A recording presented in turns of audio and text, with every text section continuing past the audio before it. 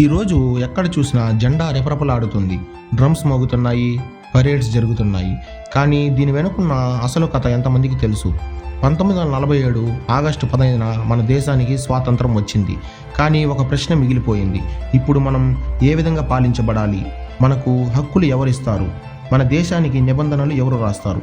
British వారు వెళ్ళిపోయారు, కానీ దేశాన్ని నడిపే దారి పూర్తిగా తయారు కాలేదు. అందుకే దేశం కోసం ఎంతో పోరాటం మొదలైంది. అది తుపాకులతో కాదు, రక్తంతో కాదు, కలంతో, ఆలోచనతో, జ్ఞానంతో. డాక్టర్ బిఆర్ అంబేద్కర్ నాయకత్వంలో ఒక కమిటీ ఏర్పడింది. అందరి లక్ష్యం ఒకటే, ప్రతి భారతీయుడికి సమాన హక్కులు కావాలి. 2 సంవత్సరాల 11 నెలల 16 రోజులు పట్టింది. ప్రపంచంలో అతి పెద్దగా రాసిన రాజ్యాంగం మనదే. ప్రతి లైన్ వెనుక ఒక చర్చ, ప్రతి ఆర్టికల్ వెనుక ఒక బాధ్యత. అంబేద్కర్ గారు ఒక మాట అన్నారు, రాజ్యాంగం ఎంత గొప్పదైనా దాన్ని అమలు చేసే మనుషులు మంచివాళ్ళు కాకపోతే అది ఎప్పటికీ వృధానే. 1929 జనవరి 26న పూర్ణ స్వరాజ్యం అనే డిమాండ్ మొదటిసారి ప్రకటించారు. అందుకే ఆ గౌరవంగా 1950 జనవరి 26న మన రాజ్యాంగం అమల్లోకి వచ్చింది. ఆ రోజే భారతదేశం ఒక రిపబ్లిక్ అయ్యింది.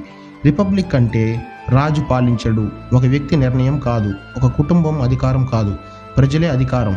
ఓటే మన శక్తి, మన మాటే విలువ, మనమే దేశ యజమానులం. రాజ్యాంగం మనకిచ్చింది మాట్లాడే హక్కు, జీవించే హక్కు, సమానత్వం, న్యాయం, స్వేచ్ఛ. ఇవి పుట్టుకతో వచ్చినవి కాదు, మనకు రాజ్యాంగం కల్పించినవి. కానీ మనం ఏం చేస్తున్నాం? మనం రిపబ్లిక్ డేని ఎలా చూస్తున్నాం? సెలవు రోజా? రీల్స్ పంపే రోజా? జెండాలు, ఫోటోలు పెట్టే రోజా? ఇవి తప్పు కాదు.